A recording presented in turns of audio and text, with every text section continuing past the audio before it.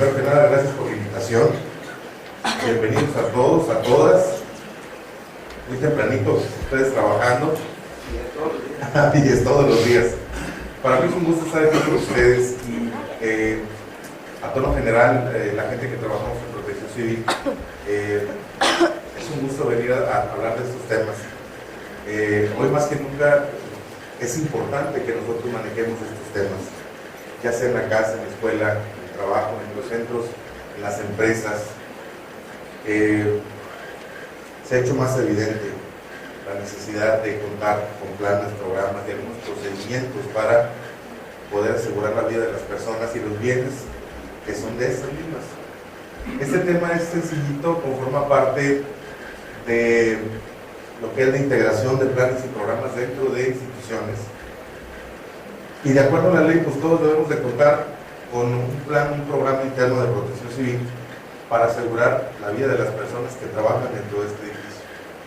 El día de hoy pues vamos a ver qué es un simulacro de evacuación, algunos tipos, algunas características y pues bueno, espero que al final su perspectiva, su visión de estos temas que a lo mejor para muchos son muy lejanos, muy ajenos, sean de utilidad. Todos los hospitales deben de cumplir con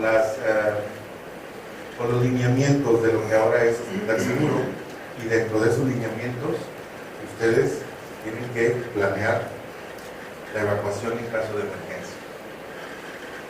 Para empezar, pues bueno, como ustedes saben, el Sistema Nacional de Protección Civil es relativamente nuevo en México, es a partir del 86 que ese sistema se establece como tal. Esto a raíz del terremoto, por amargas experiencias, como siempre decimos, tenemos que aprender. El mexicano tarda mucho a veces en organizar las cosas que tiene que atender, que son prioritarias. El terremoto nos enseñó que no estábamos preparados, que no estábamos organizados, que no estábamos capacitados. Posterior a el 6 de mayo del 86, nace como tal, se establece lo que es el Sistema Nacional de Protección Civil. El terremoto nos deja, además de grandes pérdidas en vidas y en estructuras, en material, nos deja la gran enseñanza de que estos tipos de desastres se presentan en cualquier lugar y en cualquier momento. La Ley General de Protección Civil del año 2012, que es la más reciente, nos dice que el Sistema Nacional de Protección Civil es un conjunto orgánico y articulado de estructuras, relaciones funcionales, métodos, normas, instancias, principios, instrumentos, políticas, procedimientos, servicios y acciones que establecen corresponsablemente las dependencias y entidades del sector público entre sí.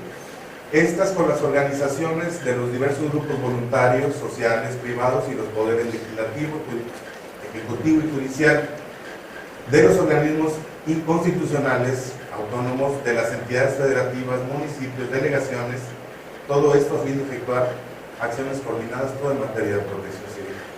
La gente todavía hoy día tiene una visión un tanto errónea de lo que nosotros como tal hacemos. Si ustedes leen bien este parrafito, nosotros somos administradores de emergencias, nosotros concertamos que estos grupos se reúnan a trabajar, que estos grupos hagan acuerdos, lleguen a crear leyes, normas, procedimientos, todo lo que está aquí enlistado en favor de la población civil.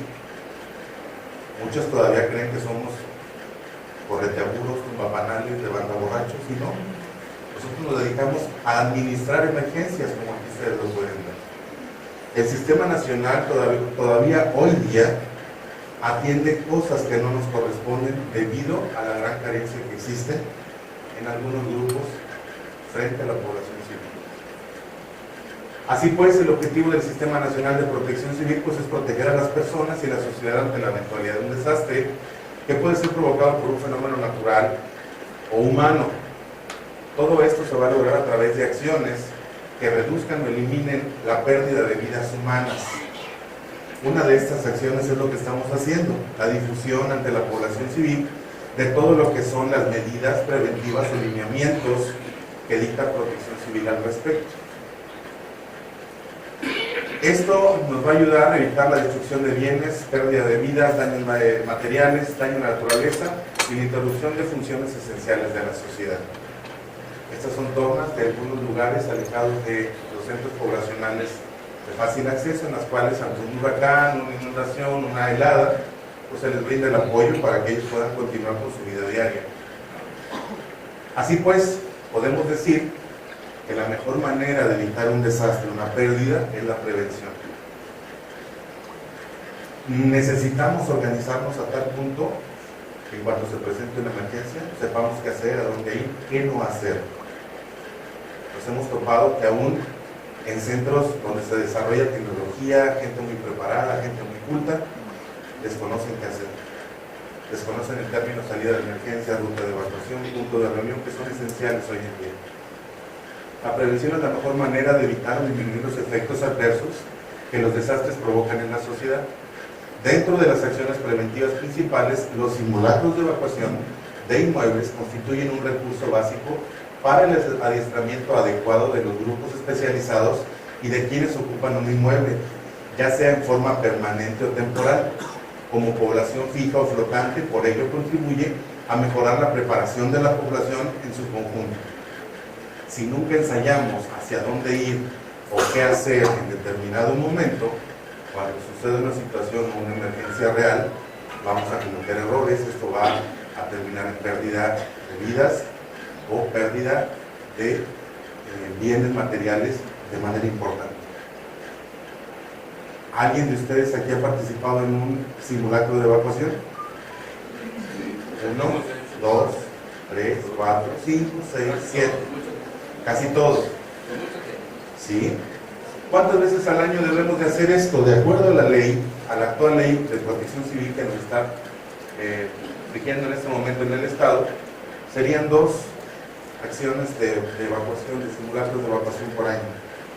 La nueva ley que está por salir nos va a marcar quizás 4 o más por año, dependiendo del grado de riesgo que nuestra instalación signifique o el número de personas que manejen hacia su interior. Los simulacros forman parte de los programas internos de protección civil. Y aquí es importante remarcar, todos los edificios tienen la obligación por ley de contar con un programa interno de protección civil. Sin excepción, chiquito o grande, todos deben de contar con este programa de acuerdo a los lineamientos que Protección Civil marca en su Ley General de Protección Civil y su reglamento para esta Ley General. Y los simulacros tienen el propósito principal de probar la eficiencia de los planes de emergencia para crear y fomentar hábitos de respuesta para que con base en una organización convierta a la población en protagonista, consciente de su propia seguridad durante la presencia de una amenaza y coadyuve a minimizar los riesgos. Los simulacros, hasta no hace muchos años, no formaban parte de nuestros hábitos dentro de las instalaciones. Todavía hoy día hay centros de trabajo con mucha población que desconocen qué es un programa interno o desconocen cómo organizar un simulacro. El simulacro de evacuación es la representación y ejecución de respuestas de protección que realiza un grupo de personas ante la presencia de una situación de emergencia ficticia. En él se simulan diferentes escenarios, lo más apegados a la realidad, con el fin de observar, probar y preparar una respuesta eficaz ante posibles situaciones de desastre. Esta presentación nos va a dar algunos tips de qué preparar, qué debemos de observar, cómo debemos de tener listo a nuestro edificio, a nuestro personal, qué tipo de material es el adecuado para poder responder en caso de un simulacro. En general podemos distinguir, de acuerdo al anterior, 2 tipos de simulacros. Perdón, tres tipos. Por su función, los que son de gabinete y de campo, por su programación, con previo aviso o sin previo aviso, por su alcance, parciales o totales.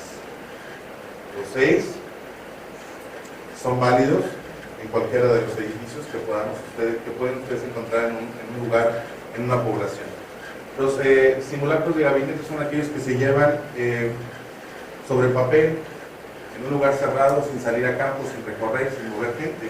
Es un repaso de lo que vamos a preparar para que la gente haga un ejercicio posteriormente. Ya el ejercicio de campo Tendremos que decir que ya es cuando la gente escucha la alarma, deja sus lugares, sale, se forma y se cuenta. Con previo aviso, pues bueno, su nombre lo dice, se les pone un lugar, una hora, una fecha, se le avisa a todo el personal para que estén preparados. Y sin previo aviso, es el toque o el sonar de una alarma para probar en qué momento y cómo reacciona la población del edificio. Parciales o totales se refiere a una evacuación total o parcial del edificio en cuestión.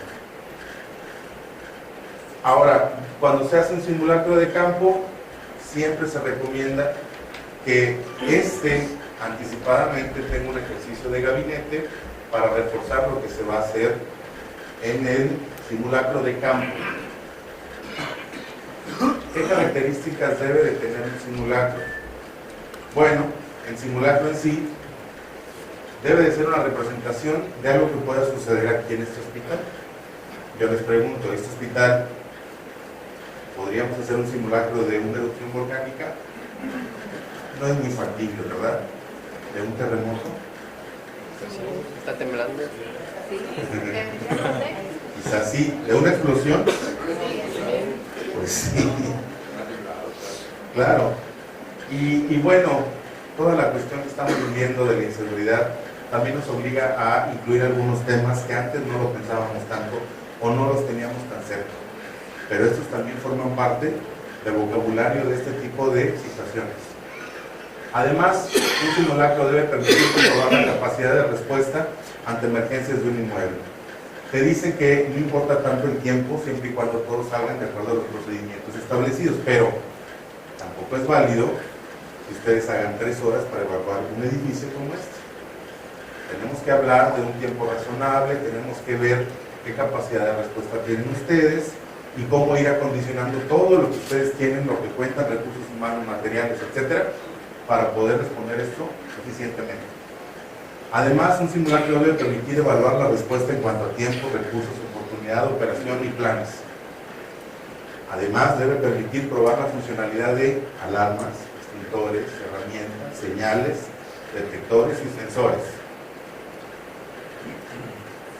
Si se dan cuenta, nosotros ya estamos hablando de un edificio que debe contar con todo lo que Protección Civil solicita. Ya por ahí hicimos una caminata con personal de su edificio y revisamos muchas cuestiones de estas. Lo bueno es que ustedes son un hospital nuevecito, están empezando a trabajar. En los simulacros se deben indicar las funciones y actividades de cada integrante del grupo de respuesta, los equipos de emergencia con los que se cuentan, las posiciones y conductas que se deberán adoptar y los apoyos externos que se pueden brindar.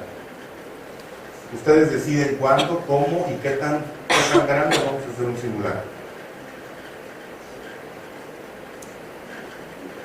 En cuanto a la organización interna, ya habíamos comentado en 2 o 3 láminas antes que se debe tener un programa interno para sobre este poder basar y poder tomar algún tipo de información que sea útil para la elaboración y el desarrollo de un simulacro. Por cada inmueble, para poder llevar a buen término un simulacro, se deben tener con anticipación hechos análisis de riesgos internos y externos. Riesgos internos como por ejemplo el terminado del edificio, algunas partes que sean de riesgo para la población en caso de evacuación, por ejemplo las puertas más chicas, las rampas más inclinadas, los antiderrapantes que no existan, etc. Son puntos que debemos de tener muy conscientes. El riesgo externo es todo aquello que al estar cerca de nuestro edificio y salirse de proporción nos puede causar daño o sea una amenaza o un riesgo para nosotros. Por ejemplo, que estemos junto a una gasolinera, a un lugar de detención de personas, un lugar por donde transiten vehículos y lleven gran cantidad de productos químicos peligrosos. También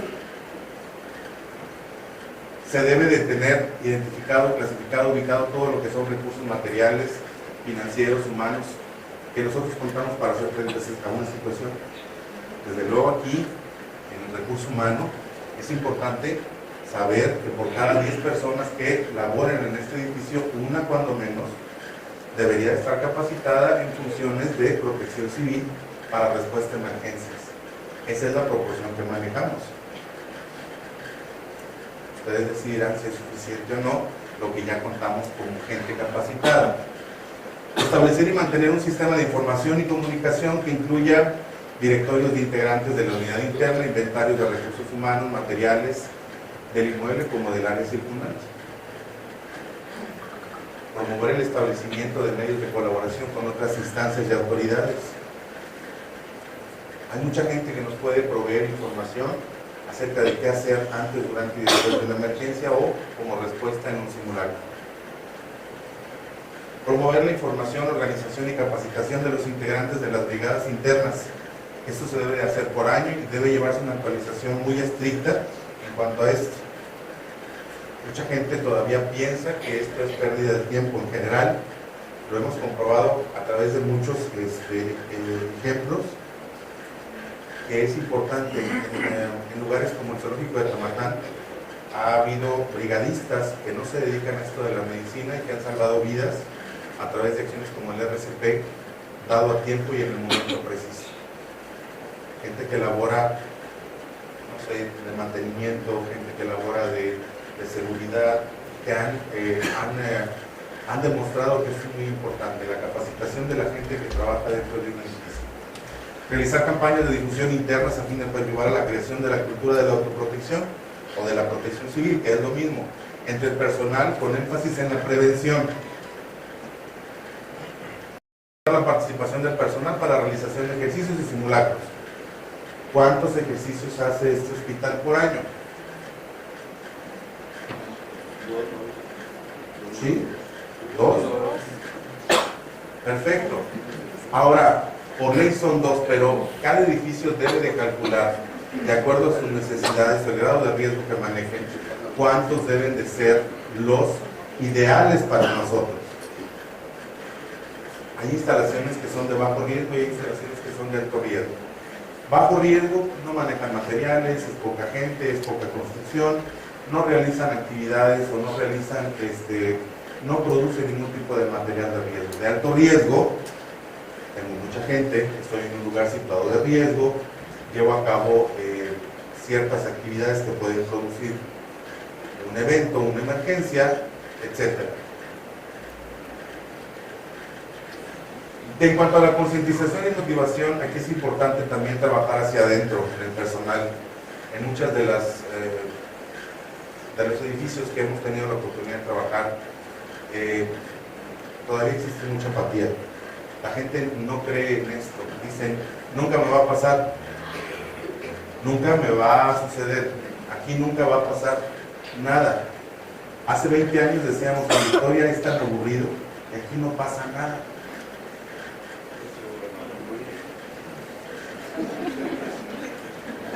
¿No? Y seguimos a veces en la misma, no pasa nada. Es importante concientizar a todos de que esto es un tema que se debe difundir con más fuerza dentro de la población. La gente que va entrando, los compañeros de todas las áreas, todos participan, todos deben de estar cultivados en el tema, deben de estar informados y participantes. La gente de intendencia, la gente de apoyo, administrativos, técnicos, todo el personal médico y administrativo del edificio, incluso los que casi nunca les ponemos atención, que son a veces invisibles, la gente de seguridad, la gente de soporte técnico, deben de estar involucrados en estos temas. Es muy importante dejar la apatía hacia un lado y ver qué es lo que hay que hacer para que mi edificio sea más seguro todos los días. ¿Cómo se planea el simulacro? Aquí estamos viendo una fotografía de una escuela aquí en Victoria, ahí por las Adelitas, donde están practicando qué hacer en caso de. La planeación del simulacro debe tener una definición clara, qué objetivo queremos lograr. Debe identificar qué participantes van a involucrarse, debe de tener o contar con las características bien claras del edificio en el que estamos trabajando, se debe conocer bien el edificio. Se deben elaborar escenarios, se deben contar o elaborar planos, croquis y formatos de observación y evaluación. Y se debe contar con recursos necesarios para su ejecución. Mucha de esta información ya se encuentra en internet disponible para todas las personas. Al final viene una liga de la página de Protección Civil para que ustedes descarguen de manera gratuita información y teléfonos para que pidan asesoría. En general, al igual que estos temas, mucha gente no visita nuestra página, no se entera. Y ahí tienes formatos, tienes información, folletos, manuales que puedes descargar de manera gratuita. El material para planear el simulacro, pues desde luego debemos de contar con equipo y material para realizar todo lo que son tareas de señalización y evaluación, acrílicos, papelería, pinturas. Ustedes ya tienen toda su señalización puesta. Nada más está que levanten un poquito la vista y vean que en las paredes están puestas la señalización. Porque muchos entramos a veces así, llegamos así al trabajo y salimos así. ¿Quién de ustedes observa el techo? No. ¿Alguien? Las compañeras enfermeras, que siempre les veo que están atareadas, agachadas en los puestos de control. Nos dimos cuenta en algún punto, por ahí las compañeras y el doctor Sánchez, de que, pues bueno, alguien colocó la señalización, pero no se dio cuenta que dos flechas daban hacia el mismo punto. Y nadie lo había dicho. Ese tipo de cositas, pues bueno, nos pueden llevar a quedarnos atorados a la hora de una evacuación. Se debe contar además con materiales para elaborar croquis, planos y demás. Señalización de conformidad con características de la norma 003. Esta es del 2011 y debe de ser de 4 tipos: señalización informativa, de precaución, prohibición y obligación. Debe de contarse dentro del edificio con estas 4 tipos de señales. Deben de estar dispuestas a lo largo y ancho del edificio para nosotros poder apoyarnos en ellas en caso de una evacuación real o simulada. Y equipo para brigadistas tales como chalecos, gorras, silbatos, lámparas. Ya sé, ahora que hemos estado trabajando con las guarderías, es que es mucho, es que es dinero. ¿Quién me lo va a dar? ¿Quién me lo va a proveer? Son inversiones que se tienen que hacer poco a poco para llegar a un punto de equilibrio en el cual mi edificio, además de estar seguro, debe de contar con todo esto y debe de poder brindar apoyo a la gente que me va a ayudar a poner a los demás a salvo.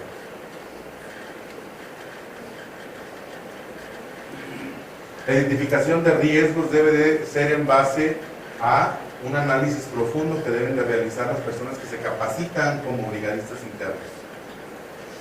Para que ustedes tengan una idea de esto, porque muchos estamos de repente muy lejanos a estos temas, esta tabla es la que maneja el Centro Nacional de Prevención de Desastres y la Coordinación Nacional México de Protección Civil. En esta tabla clasifican en 2 grandes rubros los fenómenos o agentes perturbadores que se pueden presentar a lo largo y ancho del país.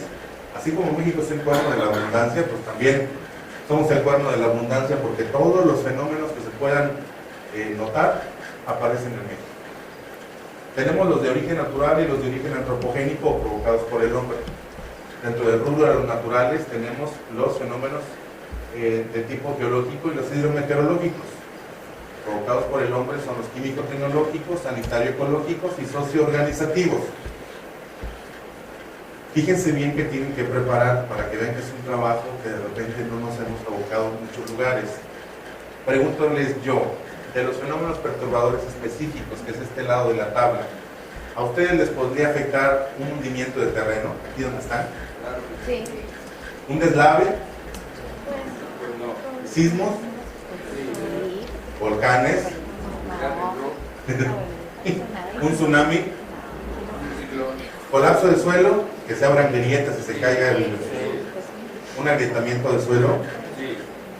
De los hidrometeorológicos, que estos son de los más comunes en Tamaulipas. Acuérdense que Tamaulipas históricamente es el 5º estado con más impactos de ciclones en la historia. Ciclones tropicales, lluvias torrenciales, inundaciones, nevadas. Ya nevó en el 66, no digamos que no. Quizás estamos propensos debido a cuestiones como el cambio climático. Las ondas gélidas, estamos en una que parece ser que llega hasta mayo. ¿Sí? Yo cuando estaba chaparrito jamás pensamos que el invierno durara hasta mayo, y hoy en día, y aquí seguimos, ya menos febrero y todavía seguimos tiritando. Sequías, ondas de calor, granizadas, mareas de tempestad en las bordes del estado Pizarro. Fíjense bien que para cada uno de estos fenómenos este hospital debe tener un protocolo de respuesta específico. No es lo mismo tener un protocolo diseñado para responder a una inundación que para responder a una granizada. Entonces se hace indispensable que ustedes se empapen en estos temas, tengan gente preparada y tengan gente capacitada para un momento dado. El riesgo es la existencia de un riesgo implica la presencia de un agente perturbador, que son todos estos, de origen natural o generado por el hombre y que tenga la probabilidad de ocasionar daños a un sistema afectable en función de su vulnerabilidad física y social. ¿Cuál es una de sus mayores vulnerabilidades? Hospital regional. Ustedes atienden a personas que muchas de ellas no se pueden valer por sí mismas, están encamadas, que tienen una cantidad enorme de personal trabajando aquí y que además manejan dentro de sus instalaciones material que puede causar daño severo. Hablemos de gases medicinales o de otro tipo de material. Entonces, fíjense bien cómo es importante que nos mezclemos, sea yo del departamento o el área que sea, y nos empapemos en esto. Se debe identificar áreas de seguridad y áreas de riesgo. Compañera, ¿es estudiante o es enfermera ya? Sí, estudiante. ¿Cuánto tiempo tienes viniendo al hospital? Una semana. Compañera enfermera. ¿De qué área es usted? Buenos días. De enseñanza. Ah, pues está ahí, yo creo. Repítame su nombre. Yelmina. ¿Cuál es el área más segura en este piso? Hay una torre. La dirección. Ya me fui. O donde pagan o donde está el virus. Si no, no hay lugar más seguro. ¿Cuál es su nombre? Buenos días. ¿Usted? Judith Hernández.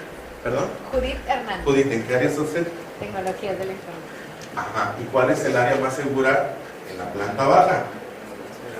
El área más segura en la planta baja. Consulta externa. Consulta externa tiene más áreas de evacuación. En base a lo que vimos, sí es consulta externa. Pero es la más segura, preguntó. Preguntó la más segura. Es importante que ustedes consulten la información que ya hay, porque eso va a hacer que yo en una situación de emergencia no cometa errores y en lugar de irme a un área segura, me voy a un área insegura. Está como los que se ven involucrados en un incendio y dicen, si me meto al baño, abro la regadera, no me voy a quemar. Pero sucede que el humo hace su trabajo. Se recomienda identificar y señalar tales lugares para utilizarlos durante el simulacro de evacuación. A estos sitios se les ha de considerar y señalar permanentemente en los simulacros, para que automáticamente los brigadistas y evacuados los reconozcan. El simulacro va a cumplir su función con el tiempo. A base de ustedes repetir y saber dónde están los lugares más seguros o más inseguros, cuando suene la alarma de manera real, que ojalá y nunca suceda, en automático vas a acudir a ellos. Determinación de rutas de evacuación y salidas de emergencia. ¿Cuántas rutas de evacuación tenemos en este edificio? Yo que ustedes le ponía seguridad personal acá porque ella es la que sabe todo. Así es que corretenla y pregúntele y de una vez, para que sepan esta información, ya checamos las rutas de evacuación, las salidas de emergencia, tienen excelentes condiciones este hospital. Nada más falta que el personal sepa por dónde y hacia dónde. Una ruta de evacuación debe ofrecer la mayor seguridad hacia la salida en el menor tiempo posible, sin correr, sin gritar, sin empujar, desde luego. En su diseño considere a las personas con discapacidad.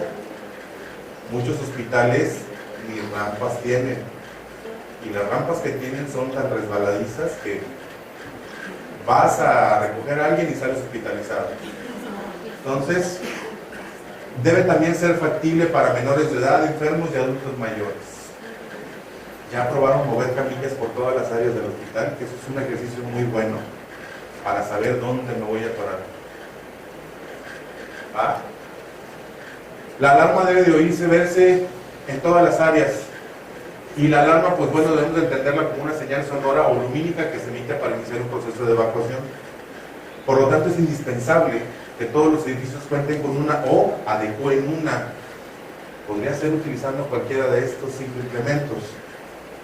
Cuando en un inmueble habiten, trabajen o acudan personas con discapacidad auditiva o visual, debe diseñarse un código especial para llamar su atención, de manera que tengan las mismas oportunidades y recursos que el resto de los usuarios durante una evacuación. Nos hemos topado a lo largo de estos últimos 10 años con edificios que tienen gente que tiene alguna discapacidad o capacidad diferente trabajando ahí, que llegan antes o se van después por cuestiones de la multitud, la gente, te empujan, etc. O que no hay las condiciones adecuadas para que ellos transiten con seguridad.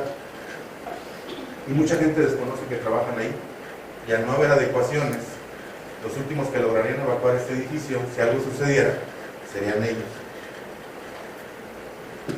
El tipo de alarma que se seleccione debe ser adecuado a las características del inmueble, debe de verse y escucharse dentro y fuera de las instalaciones. Las actividades que en él se realicen deben de estar enmarcadas bajo esto. Las personas que habiten o laboren deben de poder verla o oírla en cualquier lugar donde se encuentren en el edificio. Independientemente del sistema que se elija, debe cumplir con escucharse y verse en todo el edificio, no confundirse con sonidos ambientales. Dígase que ustedes, como sonido de alarma, vayan a poner el ruido de una ambulancia. Aquí como llegan, pues nadie le va a hacer caso. Si para su funcionamiento se requiere corriente eléctrica, se debe disponer un sistema alterno o una duplicidad de alarmas.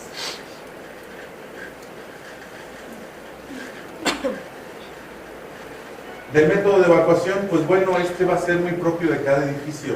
El tiempo que tarden también va a ser propio de cada edificio, y a base de repetir, los tiempos se van a ir disminuyendo. No traten de llegar a un punto en el que digan, tenemos que hacerlo en menos de 3 minutos. Si es un hospital tan grande, con tanta gente, va a estar medio complicado que su tiempo sea de 3 minutos. Va a estar muy complicado. Más sin embargo, a base de repetir, vamos a llegar a un tiempo bastante razonable para que ustedes puedan salir todos sin correr, sin empujar. Los simulacros deben contar con la presencia de observadores y evaluadores, quienes propondrán medidas correctivas a los procedimientos de emergencia y comportamiento del personal. Estos observadores o evaluadores pueden ser gente de nuestra propia institución o gente de otro lado que podemos invitar. Así pues, nosotros podemos entender esto como una situación en la que es bueno que alguien nos observe para poder evaluar y poder ser conscientes de cuáles son las áreas de oportunidad que tenemos dentro de nuestro hospital. Debemos de ser muy sinceros y muy honestos con esto. Donde haya cosas que reparar, donde haya cosas que cambiar, donde haya cosas que mejorar, tenemos que ser muy honestos y decir, aquí me falta. Yo les reconozco que además de ser un hospital bonito, grande y nuevo, tiene muchas cosas ya instaladas. Un sistema contra incendios, tiene un sistema de señalización, tiene puntos de reunión adecuados, tiene rutas y salidas de emergencia muy adecuadas, más que cualquier hospital en Victoria. Y eso es algo que hay que reconocer. El escenario del simulacro se tiene que diseñar en base a las características del edificio y tiene que establecerse de una manera muy concreta qué es lo que vamos a abordar. Los simulacros deben ser planeados para un escenario que incluye la preparación de un guión. Esto se hace en una reunión o en un simulacro de gabinete y debe apegarse a la realidad de este hospital. Tanto los programas internos, los simulacros y el diseño y activación de la unidad interna son trajes hechos a la medida. Cada edificio cuenta con uno, pero entre sí van a contar con características distintas.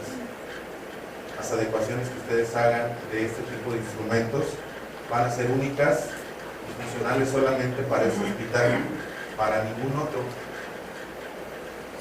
Estemos hablando de hospital seguro o estemos hablando del programa interno o estemos hablando de un simulacro. Deberá incluir una secuencia de eventos y horarios pudiéndose completar con la creación de situaciones sorpresa durante el mismo.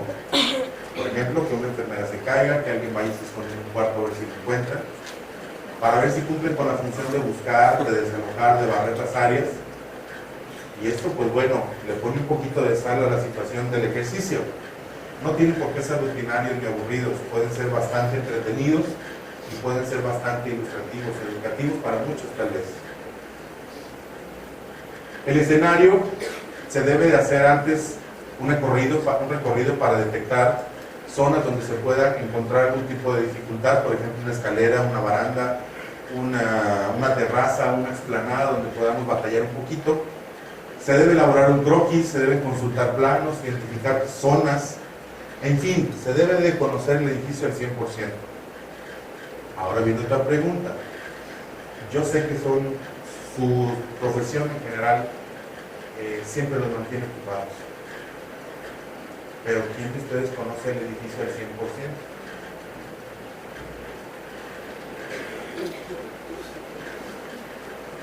100%? Uno, dos. ¿De cuántos trabajamos aquí? 300, 400, 500, 600. Para la formulación de hipótesis y el diseño de escenarios se deben considerar situaciones reales de riesgo, de vulnerabilidad, características de la población del inmueble, cantidad y condición, e inclusive la condición física de ellos de no poder moverse porque están siendo atendidos, la capacidad de respuesta y el equipamiento. Este hospital se pensó en estar en una zona de bajo riesgo, en ser lo menos vulnerable posible debido a la construcción que tiene, pero su característica en cuanto a la población de cantidad y condición es lo que hace que el riesgo se me eleve. La capacidad de respuesta debe ser la adecuada, está en el proceso de llegar a este punto, y el equipamiento también está en el proceso de obtener la cantidad de equipo que ustedes necesitan para poder trabajar. La ejecución del simulacro establece que para cierto tipo de inmuebles el número de simulacros que debe realizarse, en este caso en Tamaulipas, la ley nos dicta 2 por año. La nueva ley que está a nada de salir va a requerir 4 o más, dependiendo del grado de riesgo, de acuerdo a cada edificio, lo cual nos obliga a hacer ejercicios más frecuentemente, y esto va a hacer que a la gente se le olvide menos lo que ya estamos viendo en cuestiones de protección civil. En caso de que no se especifique la periodicidad, recomendada es 2 simulacros por año o más por cada inmueble de acuerdo con sus características y necesidades para lograr una mejora continua de procedimientos de emergencia. Así es que ustedes, dependiendo de sus necesidades y sus características, decidirán si cumplir con el mínimo o hacer un poquito más.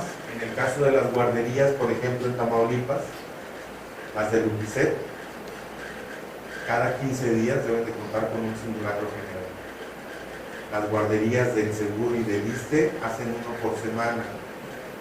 Las de Cedesol también hacen 1 por semana. Esto porque cuentan con población altamente vulnerable, que son los niños. El inicio del simulacro se va a iniciar una vez que se accione la alarma.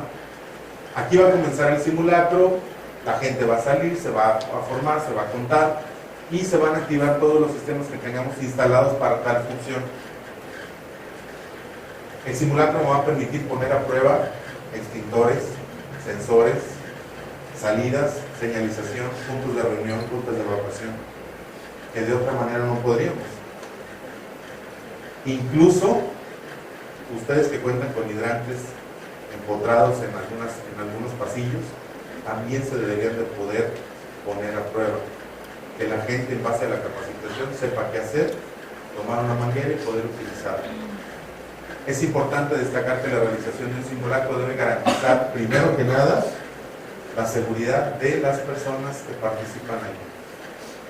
¿Qué sucedió? Como anécdota, en alguna parte del norte del estado, Algún maestro, sin contar con todo lo que estamos leyendo, en una secundaria se le ocurrió organizar un simulacro. Capacitó un grupo de muchachitos en usar extintores, los iba a presumir delante de las autoridades de educación, en un evento de la escuela. Juntaron una pila de leña, trajeron un montón de extintores, pero dijo, no va a alcanzar a prender la leña, ¿qué tal si le roció gasolina? De manera improvisada, roció gasolina, se llenó las mangas con gasolina, y a la hora que estaban las autoridades, tira el cerillo, se prende la fogata, se prenden las mangas, y en lugar de tirarse al suelo, como indican todo lo que son lineamientos contra incendios, empieza a correr, se empieza a prender, los muchachos reaccionan, se empiezan a espantar, agarran el extintor, lo rocían y lo apagan, y apagan lo demás. Las autoridades también en su desconocimiento se pararon, aplaudieron y ¡bravo! Pero nadie se dio cuenta que fue un accidente real. Entonces, fíjense bien hasta dónde llega todo esto por cuestión de no tener ni capacitación, ni equipo, ni una organización, ni nada. El maestro pudo haberla pasado más mal de la parte del susto que se llevó ese día. Pudo haber sucedido una cuestión peor. El objetivo era convencer. La evaluación del simulacro se lleva posterior a que este se realiza. El simulacro debe de fluir, debe de tomarse un tiempo y debe de cortarse el tiempo cuando la última persona sale y dice presente. La evaluación se debe llevar a cabo por todos los brigadistas, observadores y controladores que nos acompañaron. Si este edificio decide invitar gente de otras instituciones como Cruz Roja, Protección Civil, bomberos, etcétera, como observadores, también se les invita a la reunión. La reunión de evaluación tiene que hacerse de manera forzosa posterior al término, en el cual vamos a ver áreas de oportunidad y vamos a ver los aciertos que logró nuestro hospital. De esa manera podemos autoevaluarnos de una manera bastante acercada a la cuestión real del desarrollo del edificio. Mucha gente no realiza esta evaluación. La evaluación además se tiene que asentar en formatos que manejan las unidades de protección civil, los cuales vienen en la página que les estaba comentando ahorita al final. Y estos se deben de anexar al programa interno como parte de la evidencia que nosotros vamos a ir juntando como comprobación tanto para la cuestión de Hospital Seguro como para las autoridades de protección civil. Se debe además, si se pudiera, tomar o video o fotografía para complementar estos formatos. Se deben de firmar por las autoridades del hospital para que den el visto bueno de que todo se desarrolló conforme a lo que está ahí plasmado. Es importante ir guardando una evidencia para que las gentes que vienen detrás de nosotros en este edificio tengan en qué apoyarse para saber qué pasó con anterioridad y cómo lo resolvieron. Es muy importante que ustedes piensen en que no nada más ustedes van a estar trabajando sobre esto, viene gente atrás de ustedes. Al finalizar el simulacro, todos los miembros de la Unidad Interna de Protección Civil se deben de reunir con el propósito de consolidar aciertos y corregir fallas, con apoyo en los resultados entregados por evaluadores del edificio.